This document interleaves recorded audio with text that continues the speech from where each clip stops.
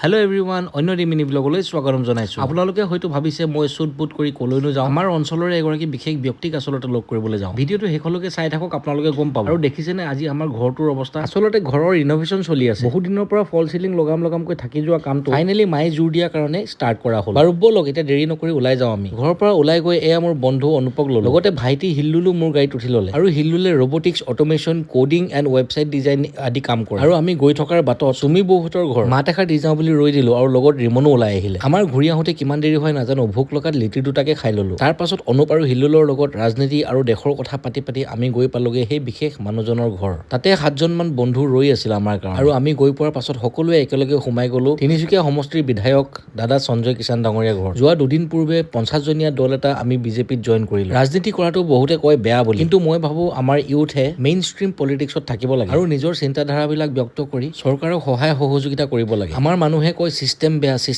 কিন্তু চিষ্টেমৰ ভিতৰত কোনেও সোমাব নিবিচাৰে। বাহিৰৰ পৰা চিঞৰ বাখৰ কৰি থকাতকৈ মই ভাবো চিষ্টেমৰ ভিতৰত থাকি আপুনি কিবা এটা কৰিব পাৰিব। ৰাজনৈতিক জীৱনৰ দিহা পৰামৰ্শ আৰু আশীষ বিচাৰি জ্যেষ্ঠজন মানে সঞ্জয় কিষাণ ডাঙৰীয়া ঘৰলৈ গলো। আৰু ইমান সহজ সৰল মানুহজনৰ পৰা আমি বহু কথা শিকিবলৈ পালো। মানৱ সেৱাই পৰম ধৰ্ম, এই মূলমন্ত্ৰ লগত লৈ মোৰ ৰাজনৈতিক যাত্ৰা ভাৰতীয় জনতা পাৰ্টিৰ সৈতে আৰম্ভ কৰিছো। আশীৰ্বাদ কৰিব আৰু আপোনালোকৰ সহযোগিতাও মই কামনা কৰিছো।